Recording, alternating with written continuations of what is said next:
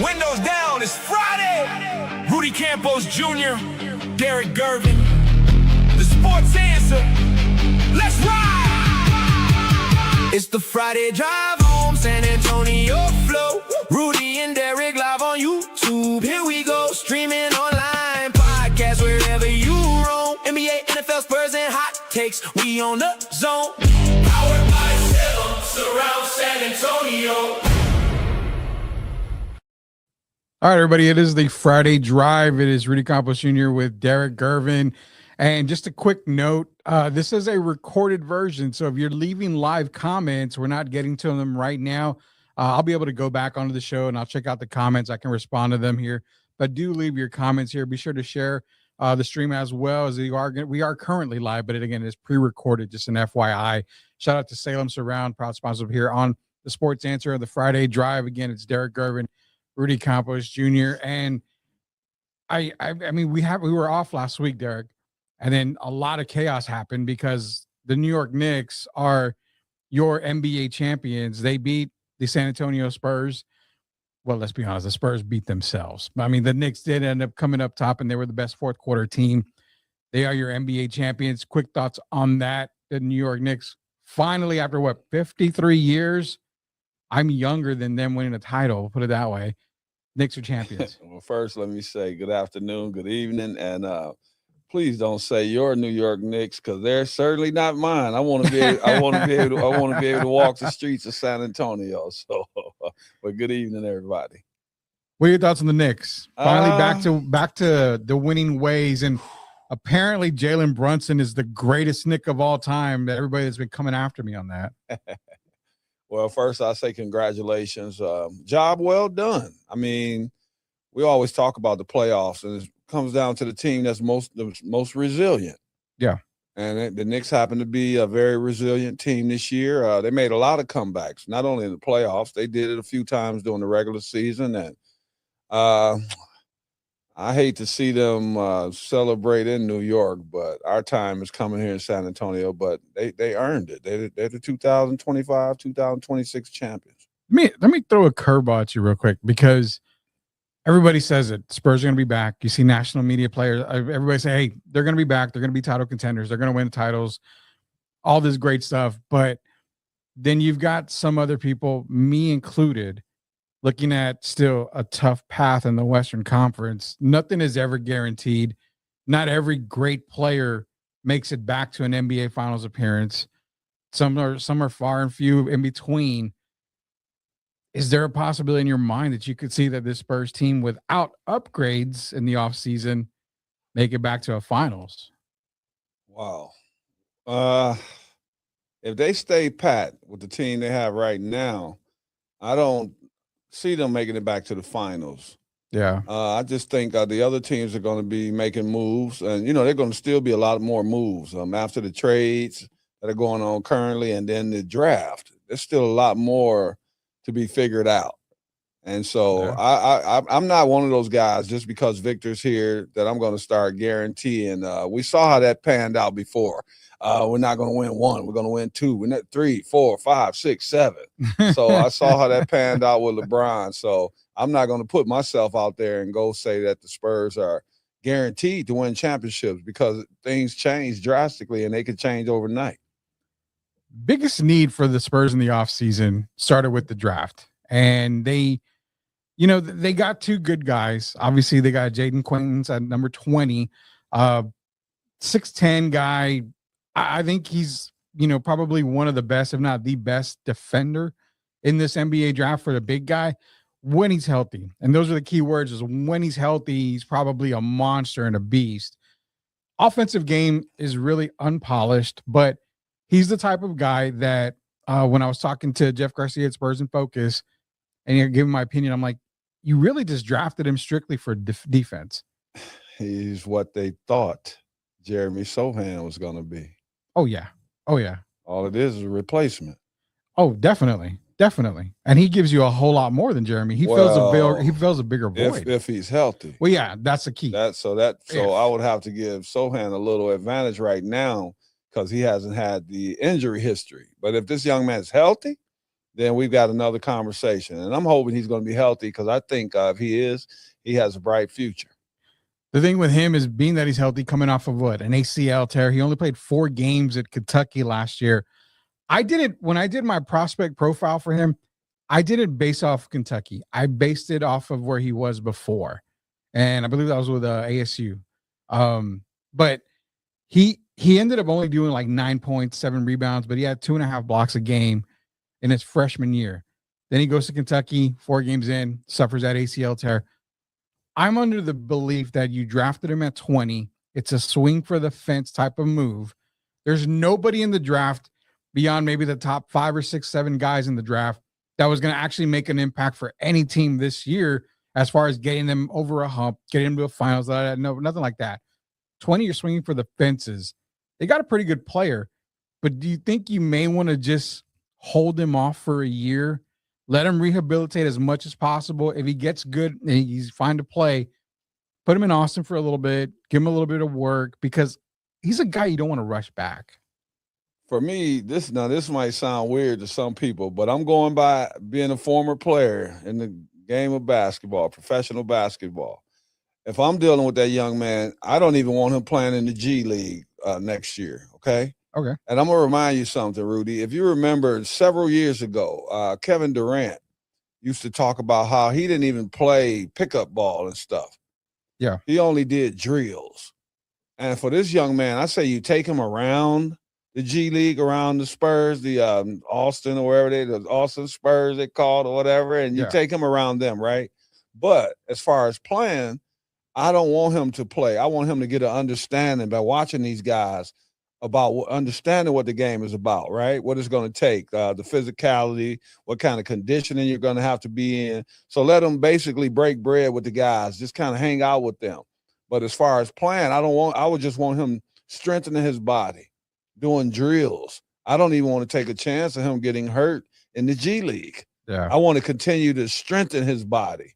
So for me, this whole year would be just welcome to the NBA, the G League. You're learning what it's going to be about, preparing yourself for all the things off the court as well as on the court, and just continuing to get stronger. That would be what I would want.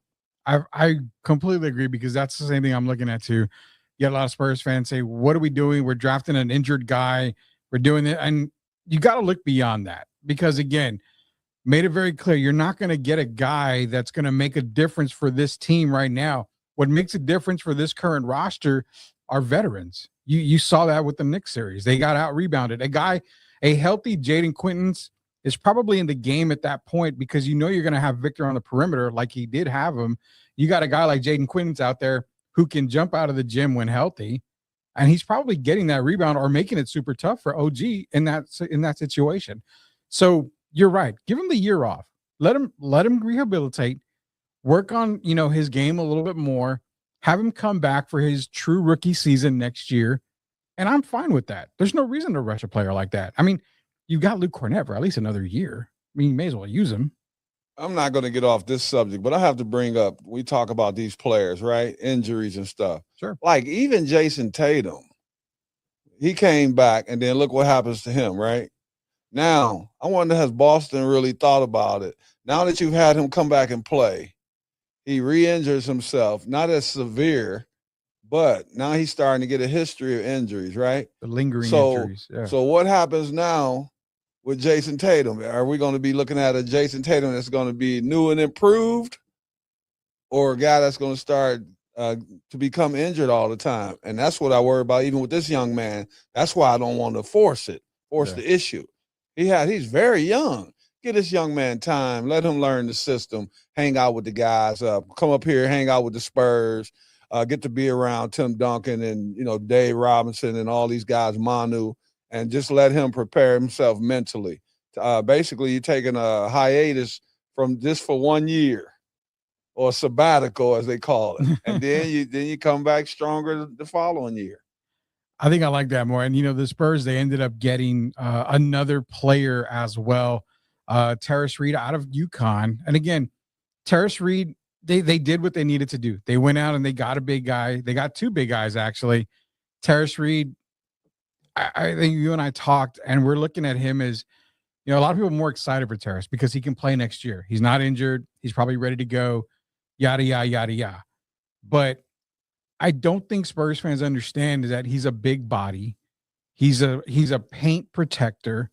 He's a guy that's going to do most of his damage just inside the paint or just outside the paint.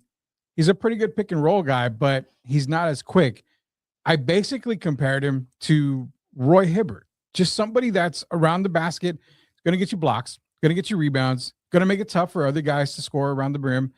It's going to be a really good fit next to Victor, but I don't see him coming off of that 11 or 12 roster spot right away. But again, maybe something to be excited about for Terrace Reed. I don't know. At this point, this is why I say they might give him a chance, because you mentioned the 10th, 11th, 12 spots, right? Mm-hmm. So those spots were basically taken up by veterans. Biyombo, yeah, right? Plumlee, Olynyk. Guys have some wear and tear. For me, I still would have played them in this championship, and I told you that. I thought their playoff experience was very important, and I was surprised to see Mitch Johnson not use those guys. But when you bring in this Reed, he has a chance to make his way, right? He kind of can be like another guy named Reed out there. This guy, Paul Reed, who continues to find his niche. Yeah. And I think this young man has an opportunity to do the same. And I'm excited for the Spurs' upcoming season. Terrace Reed, one of the good things about it is, and like Brian Wright mentioned, he comes from a program that we've drafted from before. Certain guy named Stephon Castle. They both played together, kind of knows what he's getting into. I went down the roster. You have your guys. You have Fox, Castle, Harper, Wemby, Vassell, Keldon, Cornette. Who am I forgetting here? Carter Bryant. You got one more guy, I believe, that I'm probably just. Oh, Julian Champagny. There's 9 guys right there. Those are pretty much your rotational pieces going into the season. Right now, we're gonna get into the offseason talk in a minute. Those 9 guys are your rotational guys. That's why I've got Terrace Reed as maybe that 11, 12 guy. Could he crack that top 9? I'm smiling because when you keep bringing up his name and then coming from UConn. Yeah. So now that's him and Castle, right? So now you know what it's starting to remind me of. Who's that? How about those boys out there in New York Knicks, those Villanova Wildcats? Oh God, we're gonna have the reason I bring that up is because you and I discussed on the way up here, right? Yeah. If Victor Wembanyama, Dylan Harper, and Stephon Castle, who would be the odd man out, right? And we both said Stephon Castle. Yeah. But now that you bring in another UConn guy in here, I'm trying to just get a feeling for what the Spurs are thinking. I don't believe you bring in a UConn guy at this age and then you send another one out. Yeah. So it's starting to tell me that for whatever conversations we have, Stephon Castle must be secure here right now. And they looking at him as being a part of the organization for at least the next few years. Well, you got him for at least minimum 8 years, because he's gonna sign a rookie extension, the extension off the rookie deal that he's got. Spurs will be able to pay him more than any other team, out there. And yeah, I mean, I guess we are going to be the San Antonio Huskies pretty soon here if it keeps going on. They probably should have drafted Alex Caravan, somewhere in that second round to get more Huskies here. But Klingen, you might be able to get a Savant. I mean, not only that, I mean, maybe they go and hire Rip Hamilton for the bench or something. Then we're in serious trouble. But the Terrace Reed, I like what they did in the first round. They traded Denver for Terrace Reed. They were able to get Jaden Quintons. These are 2 guys that are project players right now. I don't want Quintons to play this year. You probably will try to rush him back, but I don't want that to happen. Terrace Reed's probably going to get some opportunities here and there. You're going to see a lot of him probably in the preseason. You're going to see a ton of him in the summer league. If you're grading the first round for San Antonio, what grade would you give him just based off of those 2 picks? Oh man, since we don't really know about the injury issue right now, I'm gonna give them a B-. And the reason I am is because even with them drafting young guys like that, I was hoping that one of them would be more offensively inclined. Yeah. And I still think they need a guy out there that could put a big guy that could put the ball on the floor, could shoot the ball. Yeah. So that kind of disappointed me. I think they're going to have to address that issue. And when I say big, I don't mean like has to be 6'10", 6'11", right? Yeah. I'll throw out two names that kind of disappointed me, but maybe it'll happen. One name, and I know it's going to surprise everyone coming from me. LeBron James is one name I'm going to throw out there. He's rumored. For me, it makes sense. It gives him the best opportunity he'll have to win a championship. I think he has 2 years left on his career, and I don't think he wants to end with 4 championships. So I would see this would be perfect. And then, of course, Kawhi Leonard. And I know some people are going to be like, man, they already given the finger through the screen, through the TV or whatever. Yeah, Kawhi. We can't but, see it. I'm just saying what makes sense. Victor is still question mark. Is Victor a first option? So there's still a lot of questions that the Spurs have. Yeah. But if you can get a LeBron James or Kawhi Leonard or Jaylen Brown, those are moves to me that you make, and then you give these other young guys a chance to learn from veterans. You are right on that. I mean, you are right. To me, that's what I'm saying. You're going to go get a veteran, even if it's not two guys that were mentioned a little while ago, because we're going to talk about them here in a little bit on Spurs offseason talk. But you got to go get some veterans out, and some veterans out there that are going to be available. Robert Williams is a free agent. I mean, I think he would be a really good fit, and he could actually be the guy that kind of maybe not replaces, but can kind of fill in when Luke Cornett isn't just that guy. And you get more offense, I think, with Robert Williams than you would with Luke Cornett. Now, here's the only thing about Luke, okay? What I've learned about Luke, and I loved when he came from Boston, right? Yeah. But now I'm starting to call Luke a situational player. Okay. Kind of like Rudy Gobert. There are certain teams you could play him against and expect him to be effective. And then there's teams that you can't. Because, I told you before the series started against the Knicks, who did I tell you should be in Cornett's place? Harrison Barnes. And not for necessarily his offense, even though we know he can knock down the corner three. It was more for physicality. Yeah. And taking some of that wear and tear off of Victor. Yeah. So, the Spurs still got some moves to make. But look, man, one thing for sure, they're not getting ready to go backwards. They're still going to be a top 3 team in the West going into the season. And so it's a lot of good things to be for the fans to be happy about. And let's just see how things are panning out. There you go. Those are the draft picks. Let me get to the last couple of draft picks here. The second round, they did go with Jacoby Gillespie, a point guard out of Tennessee. My thoughts on him, great scorer. He's really undersized as a scorer, so he's 6'1". Gillespie's he's probably going to be an Austin guy. Trouble. Remind you of another guy. This guy has won 3 dunk contests, but can't crack a lineup. Mac McClung? Yeah. Yeah. I mean, you're just talking about a guy that could get buckets. That's all he can do. And it's not a bad thing, but you got to be able to do a little bit more. He's not going to get the opportunity. And people need to understand that. That doesn't make him a bad player, right? No. That just means that there's a pecking order in the NBA. And certain guys, when you come in, you don't get that opportunity. He might be a guy that could put up 20 points a night. Yeah. But he's not going to get that opportunity because when you have other players that are already established, those are the guys that are going to get those opportunities. Yeah. And that's the thing with Jacoby. I don't think he's going to get that opportunity in San Antonio. He's probably going to flourish in the G League. I mean, and he might get picked up somewhere else. If Dalton Connect didn't get his opportunity yet, just think about that. What's with the Tennessee guys? I'm just saying. Connect? Here's one got his chance, and he took made the best of it. Tobias Harris. Yeah. I mean, you even had Nate Ament drafted this year by Milwaukee. I looked up and down Nate Ament, and I'm like, I don't see lottery in this kid. All I see is we hope he's going to be this. We hope he can be the next Giannis. Grant Williams.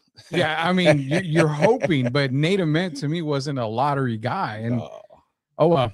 A hope and a prayer. A definite hope and a prayer for Nate Ament. The last draft pick they had at the 44 was Malik Brown out of Duke. Again, a guy that's probably going to be G League bound. I actually give them credit for finding Malik Brown that late. He can be a really good defender. He's a real linky defender. I like what he can do, but again, there's a lot of limited stuff on his offensive side, everything like that. So I think he's another guy that's going to be in the G League. He's probably going to get that Harrison Ingram type of call up to the pros. Maybe that old 12th guy from the Lakers that people might not remember. Who's that? The Ingram. Wasn't that the guy the Lakers picked up for that game or a couple games? No. Oh, no. That was totally Harrison Ingram's with the Spurs. He was drafted by the Spurs. What was that guy? You remember the guy the Lakers brought in? Yeah. I could have swore I thought that okay. Yeah, I know. It looked like Don Cheadle. I remember him. He looked exactly like him. That was him when he was playing the GOAT. Our man of God getting like 40 on whoever he did. It was against the Phoenix Suns, I believe, is who he did, because Chris Paul was going to congratulate him or something like that. But yeah, Malik Brown is going to be another G League guy, and I think both of those picks are good. They're never going to really, to me, they're never going to pan out for San Antonio. They may be that 12th, 11th guy, maybe later on, but I don't think it pans out here. So what's your grade? Because I gave him B-. So my first round grade that I gave them, and again, you can go back to other shows I did with Jeff. I gave him a B, maybe B plus, but for sure a solid B. Jaden Quaintance, perfect at 20. If he pans out, then you're looking at a possible A plus type of draft, because he can be that guy. I mean, right next to Victor. Well, I only say B- because of the injury possibility. That's the only reason. That's the reason what stopped me from giving them a higher grade. But I think a B for me is perfect. Love the Terrace Reed move. Again, I don't expect a whole lot from him, but I do expect him to at least contribute here and there. The 2 second rounders, I'm okay with the 2 second rounders. Again, I'm not basing my draft grade off of the 2 second rounders right now. We're not getting a Jokic or a Manu or anybody in that. So, Rudy, what's the young man that went out there and starred in the summer league? McLaughlin? No, David Jones Garcia. Jones Garcia. What is there another one? I thought there was another young man that played pretty well. Didn't we have a McLaughlin recently? Yeah, Joe McLaughlin. He was a Spur. He got some minutes in the playoffs too, actually. So they still got guys that have an opportunity. The reason I brought that up is because these young guys coming in, and a lot of times you bring young people in, right? You don't have them expecting them to crack the lineup. They didn't expect me to crack the lineup when I came in with the Nets. Yeah. But you go ahead and you continue to work hard and practice, right? Yeah. And you continue to evolve and show who you are and have confidence in your abilities. And when you do that today, you'd be amazed, man, if you don't crack the roster until the playoff time. Look at Jordan Clarkson. Yeah. You know, instead of him having that feeling that they won the championship and he didn't contribute at all, now he has a totally different feeling. So you just stay the course, my man, and just these young guys especially, just stay the course, and then, hey, let the chips fall where they may. That's the word from Derrick Gerving, man. Don't give up. I mean, you got drafted into the league. You're going to get an opportunity, whether it be in the G League or not. Remember, when you play in the G League, you're not playing just for San Antonio. You're playing for all 30 NBA teams. They're all looking at what you're doing in the G League, because they can always call you up and take you up. And didn't Hug Porty at least get his name called? Yeah. Sohan got his name called. I'm going to the grave thinking that the Spurs, they wrote the wrong name down with Jeremy at that time. Those other guys they could have gone with, and that almost similar to the Primo thing. I think they wrote the wrong name. Someone did something wrong there. I have no idea what it was, man. It's got to be something different. Spurs Cheeseman up next, Derek. Boy, do we have Cheeseman. We got a lot of Cheeseman. Let's get into it. So, like, I hear about the Spurs this y Spurs that, y como que esto y esta, pero I never hear about the real Spurs chisme. Nine, por favor. Ooh, the Cheeseman. This is I got to bring up the images. Where are we going to go first for Cheeseman? Why don't we go to the one that's probably going to kill the Spurs fans even the most here, and that is one numero dos, with the potential of coming back to San Antonio. Shout out to Michael Rehome, Spurs Theory. He wrote a great article about it here. And the rumors about Jake Fisher has it saying, hey, Kawhi will sign an extension with 2 teams. And they're his ex teams, Toronto, San Antonio. Well, our buddies north of the border are already freaking out because they can get Kawhi back. But then you've got everybody in San Antonio still on fiesta time thinking, nah, I'm okay. We don't really need him. But do you really pass up an opportunity to get a player who, when healthy, this is like the common word today, when healthy, is an MVP caliber type of player? Many fans. I love the fans, man, and it's just something to do. We do this radio, and I enjoy it. But I have to say this: there are so many fickle fans. I call them, okay, and I'm gonna explain what I mean. Yeah. You have fans that wouldn't want Kawhi come back because of their own personal reasons. They weren't in the locker room when the situation went down. They weren't there when Pop sent Tony Parker and Manu Ginobili to talk to Kawhi. And so, a lot of things transpired. But as a real fan, if you really want them to win, you want them to bring in players that'll make that happen. So that means you have to kind of come out of your comfort zone, put your own personal agenda aside for the betterment of the team. Yeah. There's no way that I, as a basketball fan of the San Antonio Spurs, can turn down the opportunity for LeBron James or Kawhi Leonard to come here. We're talking about two people. We all know LeBron's top 10. Yeah. Kawhi, without injuries, would also be another player that we'd be talking about top 15, top 10 all time. So when you get an opportunity to bring in those guys, put your feelings aside and let's do what's right and try to get a championship in the year 2026, 27. What your fickle fans are complaining about is A, he did the Spurs dirty. Who cares? B, well, he costs a lot of money. He's a 1 year, $50 million deal. You can get over one. Can I not cut you off? Can I ask you a question? Go for it. What did he do wrong? Because he chose to go to his own doctors Apparently so. to check on his body. He didn't like what was going on here. And so he decided to get a second option. Isn't that what happens in real life? If you didn't like the first doctor you went to, what do? You go to another one. Okay, so why is Kawhi different? Because he plays basketball. He's looking out for his future. I was upset at the time, but then I thought about it, and you're right. You can't be upset at a guy who wants multiple opinions. Here's the biggest irony of it all, right? Uh-huh. So all the time, and Shemaiah, this is you as well. We see the Spurs, right? So we see Tim Duncan. We see Manu. We see David Robinson, right? Yeah. Who's the one we don't see out of that group? Tony Parker. Little French guy. Tony Parker. Yeah. The guy that could have some kind of blame for running Kawhi out of here. So at this point, bottom line, you know how I feel about Kawhi. Yeah. My favorite player in the league. And I give him even more credit because every time he comes back, the man can be off 2 years almost, it looks like. And he could be over there and take, an Aruba or somewhere. And when he comes back on that floor, he's ready. Yeah. Those are the players that we need. I think Victor would learn a lot from a player like Kawhi. How to conduct yourself. Have we ever heard Kawhi in trouble? Nope. People say that he's kind of aloof, but he doesn't seem to be a bad person. And I haven't heard his teammates publicly come out and rip Kawhi Leonard. That's the kind of player we need. And what better way to end the season? He comes back here next year, they win the championship. That's kind of a story that almost matches the Knicks, isn't it? Yeah. 53 years, they haven't won. We bring Kawhi Leonard back here. Talking about the world going around in a circle, revolving door. Kawhi Leonard comes back here, and the Spurs win the championship. That'd be what, 10 years? That's a book in the making. Wow. Yeah, 2014 they won the last one, and then he was out 2015, 16. Yeah, yeah. He comes back in 2026. The Spurs 2026-27 champion. Yeah, I need to get our great producer Shemaiah. You need to copyright this because this is a book already. I think we're gonna start writing it here. I need to start writing the book here. But Kawhi coming back, you're right.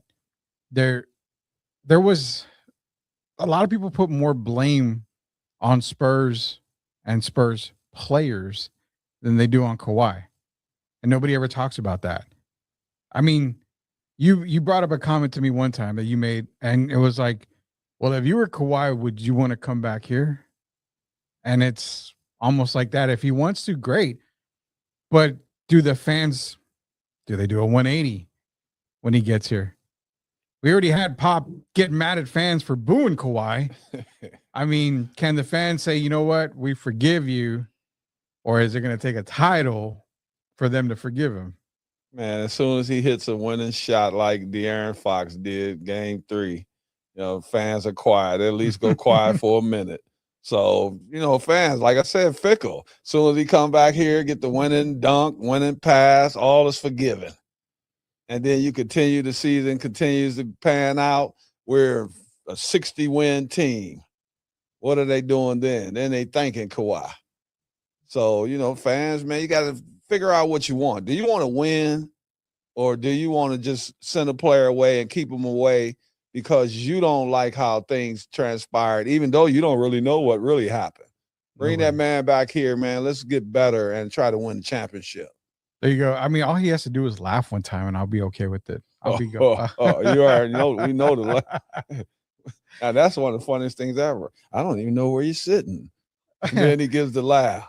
I would love to have been in that room that day, because it had to be way better live, man. That you brought up the 60-win season. And before we move on to the next guy who is kind of being rumored to come to San Antonio, and again, these are all just rumors. You take rumors for what they are worth and everything, but there is a little bit of smoke and fire behind these two guys here. The other thing was, I asked our buddy Jeff this, and I want to ask you too. The Spurs want 62 games. They bring the exact same team back. We've kind of already seen some of the West load up a little bit, kind of seen the West kind of getting a little bit better. There's teams that were bad that are going to be a lot better going into next season. Is it safe to say that they are, or they may not be able to get to that 60-win mark again? Because I personally, I'll give you my opinion. I don't know if I see another 60-win team, and a lot of it bases on health. But I don't know if I see maybe around that 58, 59 win mark. I don't know if they get back to 60. 58, 59 seems realistic. And the reason I don't disagree with that, because you look at them playing OKC this year. They beat OKC, 4-1 during the regular season? Yeah, 4-1. And OKC was injured, had injured players in that series. Yeah. Not saying the Spurs weren't better, but it still would have been a different series with Jalen Williams and AJ Mitchell. Yeah. So, and then you're looking at some of these other teams are getting better. The Lakers evidently have something in store. If they gave Austin Reeves $46,250,000 a year, so that means they have something in the works. Could be Jared Allen. We already see Minnesota with their moves, getting rid of Julius Randle and Naz Reid. They have some more plans in the works, some things going on. Phoenix is going to try to get better. We know Golden State's going to try to get better. OKC got better. OKC's gotten better. So, man, 60 would be fantastic, but we got a long way to go, man. We got to see how some of these trades pan out and who the Spurs actually pick up, because right now with this roster, Harrison Barnes will be a year older. Yeah. So I don't think that's a good thing. De'Aaron Fox will be healthy. So that's one thing that makes me say they could reach that 60 plateau with Fox being healthy. But right now it's still a question mark.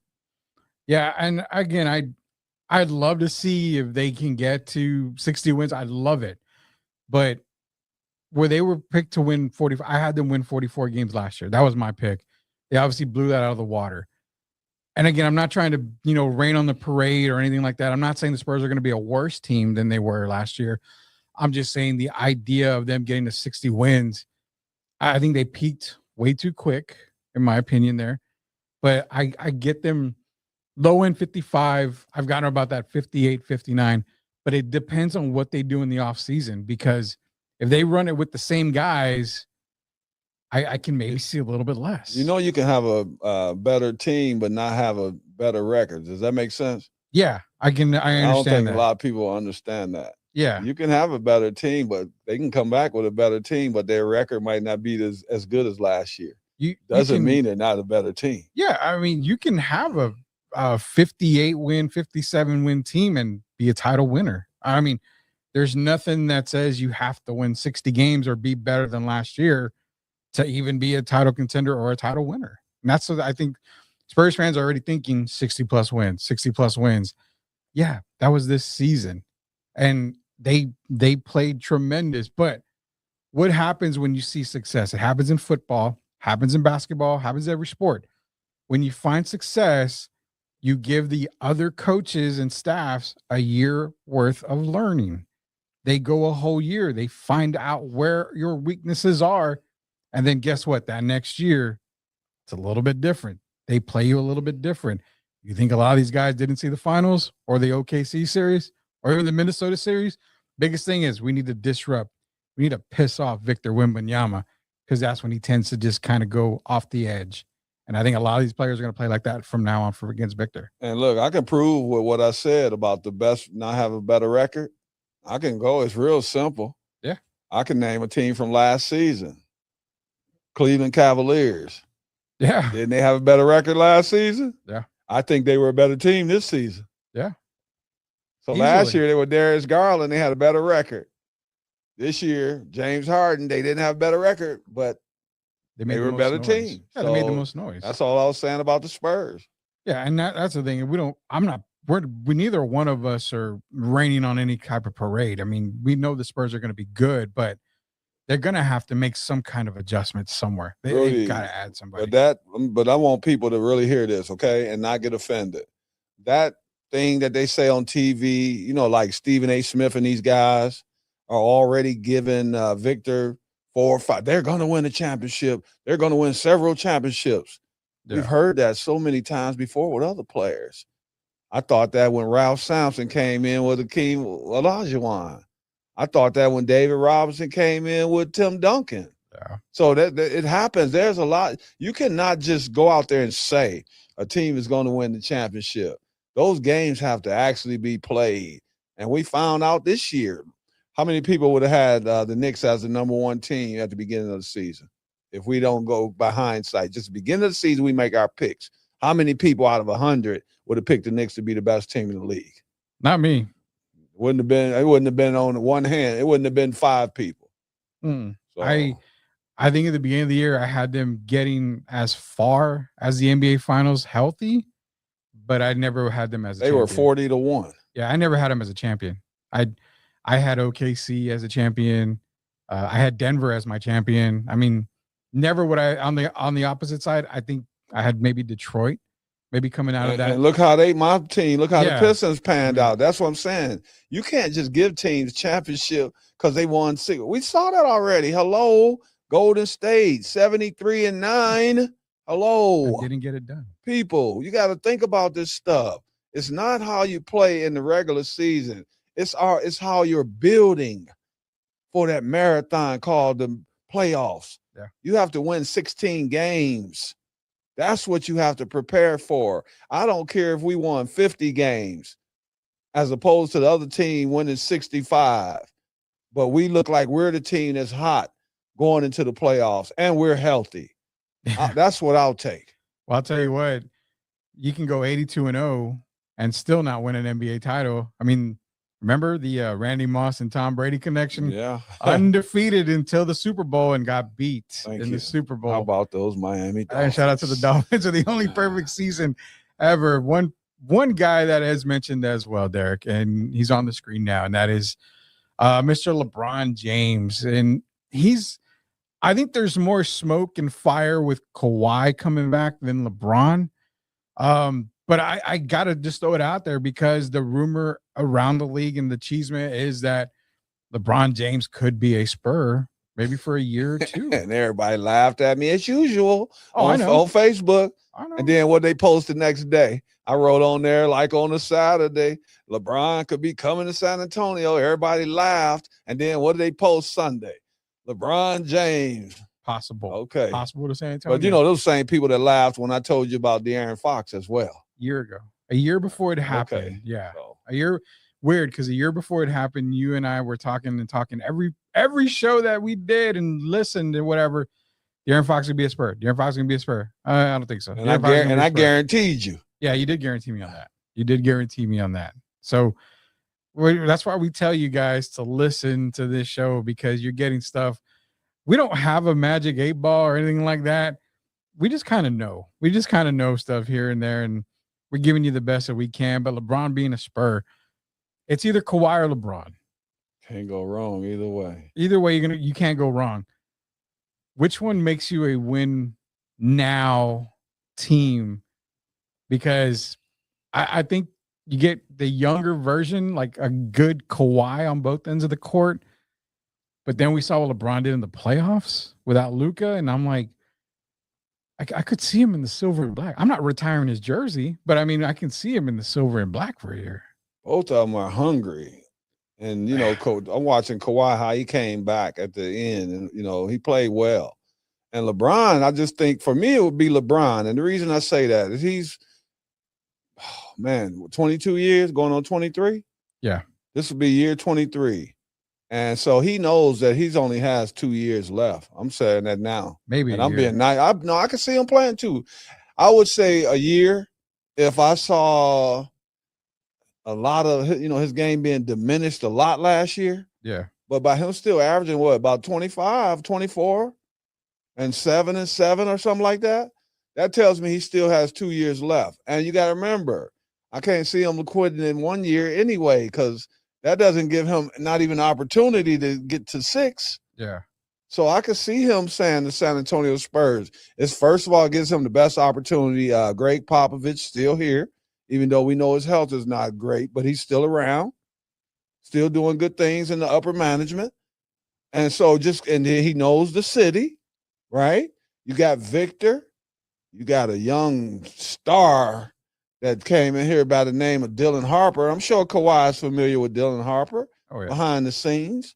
It makes sense. So for me, it'd be either one of those guys, because I think they both had the same hunger and trying to get to that pinnacle, winning one more. For LeBron, that'd do a lot, wouldn't it? Puts him over Steph. Yeah. Puts him with Kobe. With Duncan. I could see him retire. Yeah, and with Tim. Yeah. I could see that fulfilling his career, as opposed to right now finishing with 4, tied with Steph, but behind Tim, behind Kobe, those guys. I really think he wants to at least get to 5. The good thing about LeBron, and I'll say this much, is that he's not going to cost you what it would to get a Kawhi Leonard. No. Everybody still is on the bandwagon of, we gotta find a partner to trade De'Aaron Fox to. You don't have to find anything. If LeBron comes, it's probably going to be because he gets signed over the mid-level exception, or you find enough money to get him. What podcast would you rather watch? JJ Redick and LeBron, or Victor Wembanyama and LeBron? Probably Victor and LeBron. I'm just saying, man, there's so many opportunities here. Come on down here, man. You still going to be living in LA. You better come and get that championship. You, Victor, Stephon Castle, Dylan Harper, and then you throw in your 5th guy, whoever they're going to go out and get. And, man, we headed to a championship. We only need, really, LeBron. We need a forward, right? And maybe a big man. We're securing the backcourt. I mean, you kind of solved that with LeBron. We're securing the backcourt with or without Fox. Yeah. Right? So we can make that happen. But we need that forward, and we need that big man. Kind of like what the Knicks are probably going to address this year. You just watch. There you go. You heard it first with Derek on the New York Knicks Talk there. I think LeBron, you get that forward, but you get not so much a big man, but you get the strength.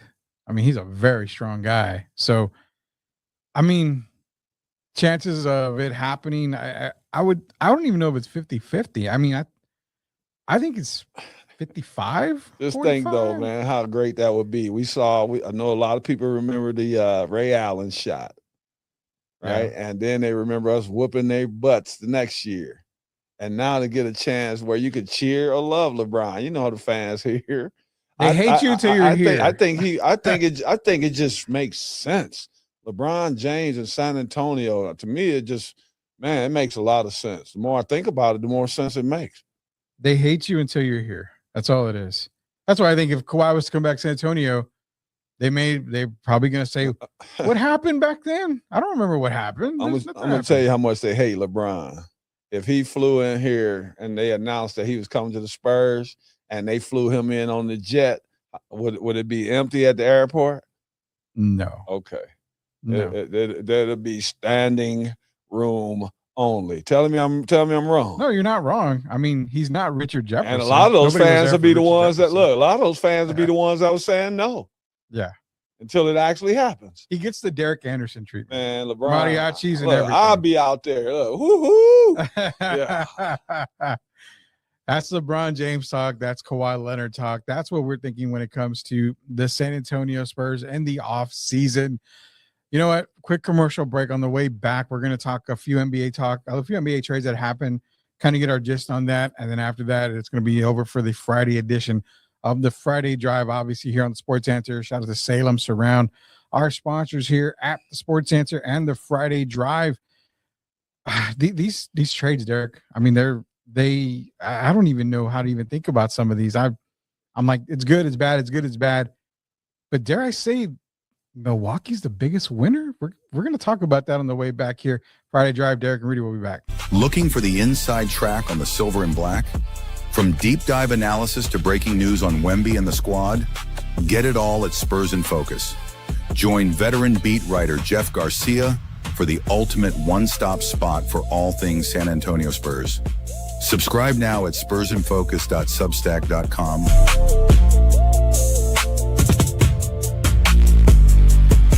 Billboards, gas stations, gyms, grocery stores, and more. Salem Media puts your brand in front of San Antonio wherever life takes them. Call 210-526-3626. Call 210-526-3626 and get noticed. You know your business inside and out, but does your community? With Salem Media's podcast and video production services, you can share your expertise and connect with customers on their commute or wherever they listen. We handle production and distribution, so your content reaches the right ears on multiple podcast platforms. Stop letting competitors own the conversation. Call Salem Media today and ask about our local business podcast packages. Call Chris at 210-526-3631. 210-526-3631.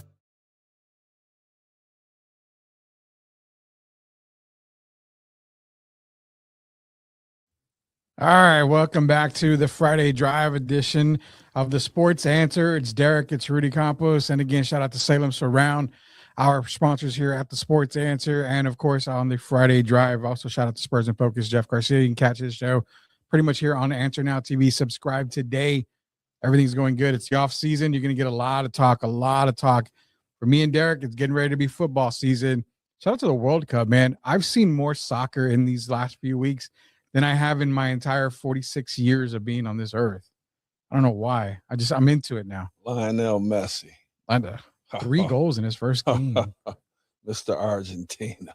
And then Ronaldo went kind of missing. I think by game 1, he went missing completely. And for me, soccer was just kind of like I'll watch it when I go to my grandma's house because she watched it all the time. But now I'm watching it like crazy. And I'm like, holy cow, I'm into it. I don't know why, Derek. I'm into it now. Do you understand it? No, I don't. But I'm into it. I know you kick and it's football, not soccer. It's football, but I still don't know the offsides. We just know the cards, the yellow card, all that. I don't even know. And then you know how it might be 1-0 or 1-1, and then you get to your 90 minutes, and then they give you the extra time to play. Yeah, it's stoppage time. So they're stopped for injuries or something like that. Then they add extra time. That I figured that part out. I just can't figure out the offsides. G. Gervin knows soccer. My George's son, George Jr., he watches soccer and plays. He knows. I don't understand the game, but I got to be honest. I love the game because you know what kind of condition you have to be in. Even if you're on the offensive side of the ball, you're still doing a lot of running. Yeah. And so that's impressive to me. And then you see these guys get their legs, they get chopped blocked, and then, they got to lay there and get that moment of fame, and then they back up running again. Yeah. It's amazing. I think a lot of it is, it's NBA. It's flopping, a lot of it. I see some of those calls, and I'm like, it didn't hurt that bad. But then again, I don't know. I mean, I've been kicked in the shin before, but I've never been spiked or anything like that. So I really don't know. It's just weird how you're thriving in pain as if your bone popped out of your skin, and then a few seconds later, I see you running up the field and you're fine. I'm like, come on, man. It can't be that It's bad. crazy. And then you remember even like Steve Nash. Yeah. Because he's the first one I saw in the NBA, kicking the ball and all of that. And you look at Victor now. It's exciting. I actually watched a guy the other day kick the ball on the top of his foot, I guess like 100 and some times in a row. And it was amazing. I could see us, Steph making 108 threes in the corner in a row. But to see somebody kick that ball that many times without messing up, you know what kind of balance that takes? Man, that is incredible. I'm just breaking a sweat thinking about it, man. And now me, I'm looking at the camera, Derek, and I told our producer, I'm like, man, I don't know how many, they say cameras add 10 pounds. I'm looking at the screen and I'm like, he's got like 20 cameras on me. I gained a little bit of weight, not that much weight. See that man. same camera you're talking about? I'm looking at it. If I kick that football 3 times, by the 4th one, that camera's going to be broken.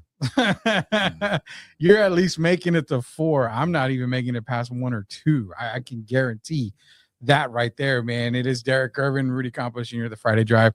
Again, shout out to our sponsor at Salem Surround. Contact them today. You want to be the World Cup champion? You be the world champion when it comes to anything marketing and business? Contact Salem Surround today. Trades, brother. What do you got? Wait, is this the real world champion? Because you know what Mr. Track Star said last year about using world champions. It's a world champion. Well, when they won, that is what they call the Knicks, right? Yeah. World champion. Is it? It's got to be wrong. They don't play anybody around the world. Well, we playing teams. It's a European game, basically. So all those players from around the world have migrated to the United States. So it is world championship. But world championship to me is like FIFA, like the World Cup, because you've got countries all over the world playing. I mean, you can maybe say the North American champion. You got Canada involved. What team in the entire planet out of 8 billion people, if you take all just the basketball players and put them together, what team around the world is going to beat the best team from the NBA? None. No. So they are the world champions. I'll leave it at that. You think prime dream team #1? Prime dream team are Americans, though. So them against the best world players. Our world players. We're the world champions until proven otherwise. There you go, Mancy. There you go. We got to get into some trade talk here. First thing that came up, obviously you know about this one, and this is the deal that kind of started everything out with Giannis going to Miami. Now, of course, it's Giannis and Bobby Portis to Miami. Miami gives up Tyler Hero, Khalil Ware, Jaime Jaquez, Jack Kachonis, 3 first-round picks. Swaps? No, 3 the regular crazy. first-round picks, which was a number 13 in this past year's draft, this latest draft. 1 pick swap and 1 second rounder. So Pat Riley must have maybe he submitted the wrong sheet. I don't know. Eric Spoelstra, I couldn't understand why he may have agreed to this too, but you basically gave Milwaukee a starting 5 because now you're going with Tyler Hero. You got Miles Turner there. You got Jaquez. You can put Khalil Ware next to Miles Turner. You can go get another point guard somewhere, or another guard to play with Tyler Hero. But at the end of the day, the Bucks got better and the Heat, to me, presumably got worse. He got fleeced. That's what the Heat got fleeced. I love the Heat, but come on, man. First of all, I'm not giving up Jaime Jaquez. No. I can understand Tyler Hero. We already saw Duncan Robinson be moved. Even Hero, though, has been an all-star. Yeah. Had a really, really good year this year. And so for me, if I want to bring in Giannis, I want to keep those guys, especially Hero and Jaquez. Yeah. And I also like Khalil Ware. So that's shocking. I'm just trying to understand, man. I don't know. When I first heard the move, I thought maybe Riley and Spoelstra were out at Cabo or something.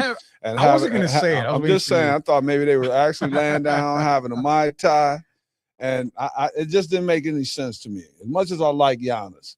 And then you're talking about a Giannis that's now, is 31 or something? Yeah. And he's starting to become injury prone. Yeah. So I didn't understand it. All I could say was they had to be having a Mai Tai.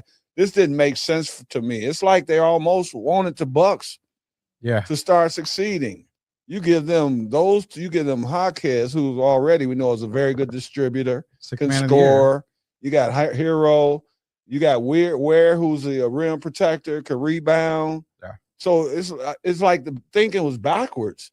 You made Milwaukee better, and you made Miami worse.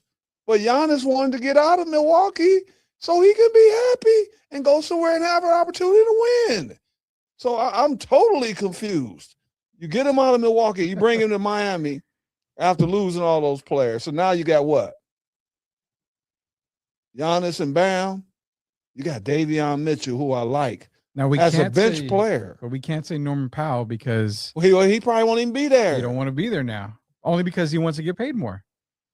So he may be gone. I don't even think it's just that not that he just wants to get paid more, right? And also playing in Miami gives him a chance to get paid more. Because once you start racking up the wins, right? Then your credit goes, everything goes up. Yeah. So I can understand him he probably wanted to leave right after he heard Hero and Jaquez was leaving. Come on, you and I have been talking about Jaime Jaquez. Come on, UCLA. Day he was drafted. And then he played really well last year. Yeah. It shouldn't have been coming off the bench. No. And then you're going to ship him out. Of course, Norman Powell's going to want to leave. Norman Powell he's gone. He's got to be gone, man. That's crazy. I instantly said, Milwaukee got better. They're maybe a play-in team, a player away from being maybe a playoff team. And that's crazy that they're getting all this plus the draft picks. I mean, Milwaukee's just. Remember, you still got Trent there right now, Gary Trent Jr. You still got Taurean Prince there. So you got some tough guys. Yeah. So it's like they've made Milwaukee into a playoff team. And I don't see that right now with Miami. I really don't. So they got Prince there. They've also got guys like Kevin Porter Jr. They just drafted Braden Burries, who's a shooter. I mean, perfect shooter right there. They aforementioned Nate Ament, who they're hoping he can be the Giannis replacement. I don't see that very often. What's the kid, the white kid shoots all them, that can shoot that ball? Is it Green? Yeah, I got to bring it up. And the guy can shoot that ball. I mean, they also have players like Ryan Rollins is still there. They got a bunch of guys that can actually play. And Rollins played well. Yeah. So I mean, you instantly made Milwaukee that damn good. Rollins should be playing the point guard in Miami. Well, he's going to be pointing. Talking about Davion. I'm just saying, I like Davion Mitchell, but I don't see him. Where did he go to school? Oh, God. Talked about Sohan earlier. Baylor. Yeah, I like him, but I don't. TCU on my head. I don't know. Why. Baylor, but I like him, but I don't see him as the starter. So if you look at their lineup right now, what do you have? And you got Andrew Wiggins still there, of course. Well, Wiggins was traded there, so he's there. So you got what? Mitchell, Powell for now, Wiggins, Giannis, Bam. Look at that lineup. And then after that, what? Jovic is still wasting away on the bench. They're looking to get rid of Jovic, too. I'm just saying. So if you look at it right now, they might as well get rid of their whole bench. Are they going to play with 5 guys this year? Then come bring Thibodeau in, make him the coach, and just go with those 5 guys. That's a terrible lineup. Well, there was a message posted that they are looking for shooters. And Eddie Johnson is back training. Wait, they looking for shooters? They just got rid of Tyler Hero? Well, they need shooters now because you got rid of your shooters. So my question to you, Derrick Gervin, is I saw Eddie Johnson working out because he can shoot the ball. Are we going to see Derrick Gervin work out, go try out for Miami? If they say all you got to do is just spot up and shoot? Yeah, because I don't. hey, look, man, this has been their history. And not to discredit these guys, but I'm just trying to figure Miami out. Mario Chalmers, Norris Cole, Scary Terry Rozier, right? We just go on and on. They out of all those guys I named, who probably was the best? And then Goran Dragic probably the best out of all those guys, right? Yeah. Why is it? They're starting to remind me of Portland. Like Portland could not get certain players. All they could get was Dame and CJ, right? Yeah. But they couldn't build up the front court. And with Miami, I'm trying to start to understand, why is it so hard for them to get a point guard? Are they going to go out and make a move and bring in this guy to play with Dame by the name of everybody hear me drum roll, Dame Lillard to Miami Heat. Good. Ja Morant, you mentioned earlier. Well, I mentioned Dame because maybe it'll give him a second opportunity to see how it works with them, with both of them being healthy. Because Dame did average 24 and 7 assists in Milwaukee. But you don't have the money to make it work. Well, they had the contracts. You have to get a third team somewhere. Well, that's what they've been doing. We just watched them get third team in this deal, didn't they? No, it's just straight. No, I'm talking about. I thought the deal was one deal that just was a 3-team. Recently, Giannis or no? Yeah, I thought that Giannis was a 3-team. No, it's just one of these trades recently was a 3-team. I got to bring it up. Nas Reed. Well, the Nas Reed was no. I think you're thinking about Randall and Claxton. Somebody was a 3-team trade. I think Randall and Claxton because Claxton went to Chicago. Randall okay. Chicago. Yeah, I'm just saying so it can happen. Yeah. And you always talk about put on your GM hat. Yeah. Look here, man. We need to win.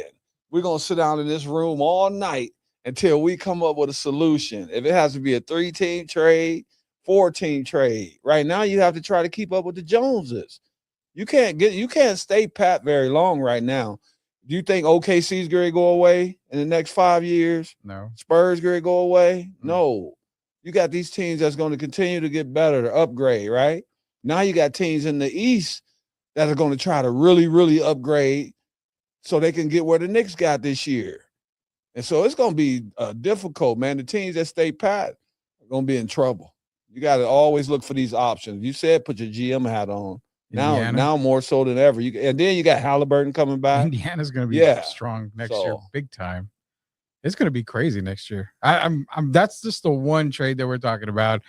The other trade and the last one we're going to talk about here before we end up leaving here on the Friday drive is the one that actually happened. Well, it'd be yesterday because this is a pre-recorded show today. So just a reminder, if you're leaving those comments, we're not ignoring you.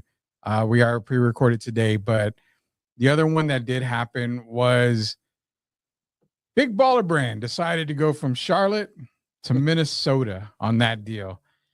Now, again, I look at it like, okay, I see Minnesota needs point guard help. No doubt about that. This was a deal that I had beforehand, before I give you the Melo deal. The deal that I had was you send Rudy Gobert.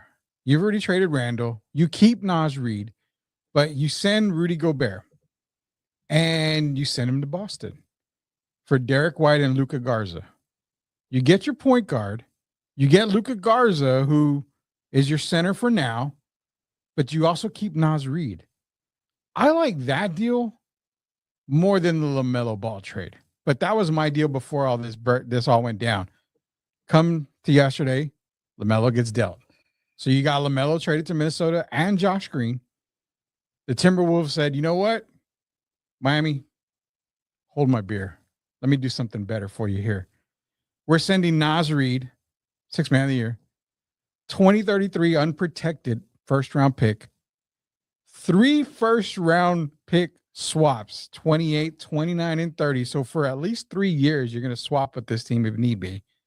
And 3 second-round picks, 29, 32, and 33. Again, a treasure chest of picks and a player like Nas Reed who's going to go into Charlotte, start for them, and probably make them pretty dang good compared to what they were last year. Weird. Oh, man. I don't understand this trade. For me, I like LaMelo Ball, but in Minnesota, I don't know. I don't see Chris Finn. I don't see him fitting. We go from basically Mike Conley, and then you get Bones Highlands and DeSumo, and now you go from that to LaMelo Ball. Yeah. That's and you get rid of Julius Randle and Nas Reed. That's another head scratcher for me. Looking at the team right now, first of all, I thought Nas Reed fit Minnesota's team. Perfect. Just like McDaniels does. Yeah. I thought they fit blue-collar players, and then you lose a 6'10" guy who could defend and also could knock down the 3. Mm-hmm. And you lose that, and you bring up a guy now who kind of reminds me of a taller Trey Young. I'm just saying, taking the 30-footers, Yeah. right? Throwing the crazy passes at we don't know at what time, the inopportune times at times. Yeah. So that's interesting. I just don't see the move. I don't understand it right now. This doesn't make Minnesota better. I think this makes Minnesota Timberwolves a worse team than they were before this trade. You got two quick guys in Anthony Edwards and LaMelo Ball. Rudy Gobert is going to really struggle with these two guys in that backcourt for me. But look at the rest of you got Desumu, okay, right? You still got Bones, right? I You got like Terrence Jaden Shannon. McDaniel. Yeah, I love Shannon. Yeah, he's going to be a good one. But what about losing? Now, what are they going to do as far as big men? They don't have any. I like Rudy, but come on now, Rudy's not. You can't leave Rudy out on the island by himself again, and then bash him and sit him down, and then bash him, sit him down in the playoffs, and then blame him for it when you didn't give him the pieces that he needed around him. Rudy gets a bad deal, man. He's not a bad guy, and he's a heck of a defender. He played well against Jokic. Are people forgetting that already? Yeah. I still have Jokic as the best player in the world. He played well. He didn't play as well against Victor, but he's not all of a sudden become a slouch. But to get rid of those guys, to lose Nas 6-7 rebounds a game, his defensive prowess, I don't understand it. Bringing in LaMelo. Is LaMelo there to stay? That would be my biggest question. I think if either one leaves, you're probably trading Anthony Edwards. I don't even know. If it doesn't work next year, let's before we go, let's put on this thinking cap here. If it doesn't work, say they're a first round exit, you think Anthony Edwards wants to even be there anymore? We talked about loyalty. I'm gonna put you there about 3 or 4. Let me see. So that will be what, April? I'm gonna put you there about 10 months early. He's already unhappy. Oh yeah. I mean, come on, man. You just had a chance. They lost DiVincenzo for 1. Mm-hmm. Ant's knee was bothering him for 2. Yeah. They just got Bones Highland and Desumu and incorporated them into the team. They look like a very formidable team. Yeah. So why you break them up, I don't understand. And then to break them up and go in a totally different direction, you go get Melo out of everybody. I want someone I could trust that's going to get us in a winning, to make us winners, that can get everyone in position. I haven't seen that from LaMelo yet. And I'm going to tell you this, and this is why I think they got rid of LaMelo. What's the guy I told you I love in Charlotte that I think could play the point guard? Kobe? What's that guy Khan's name? Oh, Khan Kanepo. Yeah, so that tells me they believed in Khan. It's his team now. I know, but I told you that several months ago.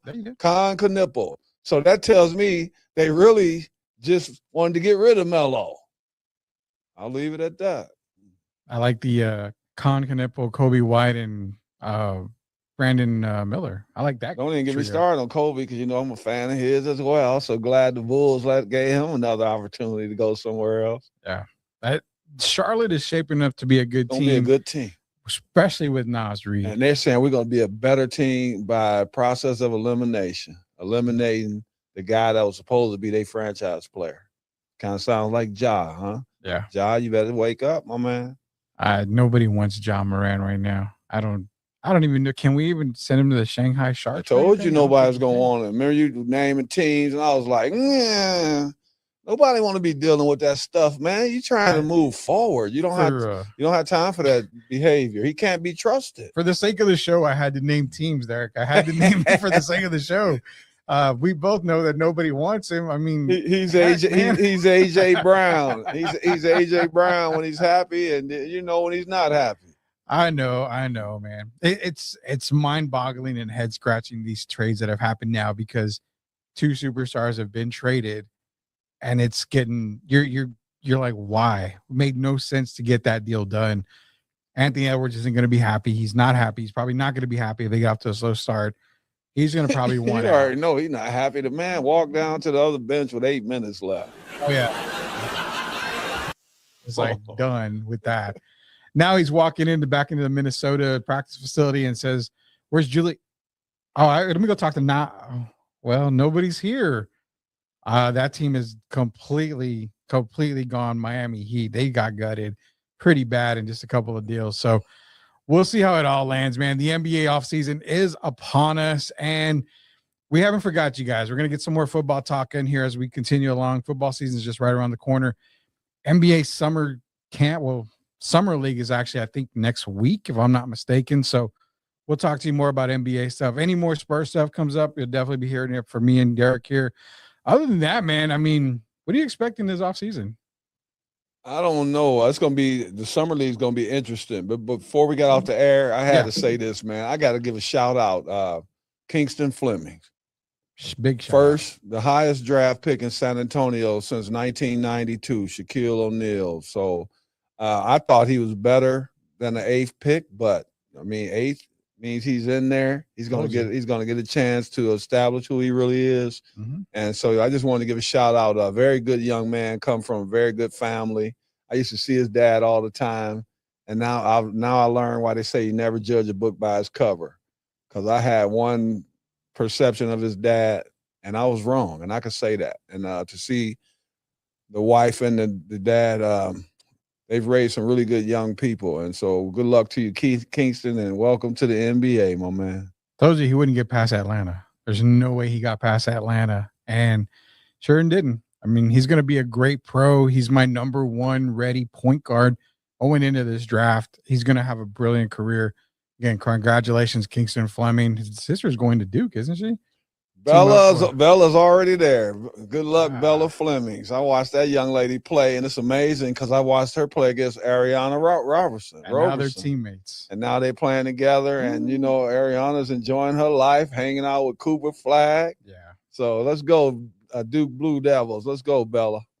There you go. Shout out to the San Antonio natives. And again, shout out to Salem Surround, sponsors here on the Friday Drive, the Sports Answer. Again, subscribe to Answer Now TV, so that way you are not left behind, and contact Salem Surround today so you can be the world champion in broadcasting, the world champion in marketing, branding, everything at Salem Surround. They're worldwide, so we can use the world champion on that. Then they're not just a North American thing. They're worldwide, Derek. So for Derek Gerving, it's Rudy Campos Jr. Shout out to our producers, Shemaya, everybody out there that supports us. We appreciate you. And guess what, guys? When you have those sports questions, we've got the sports answers here on the Friday Drive. It's Derek and Rudy. We'll see you guys next week.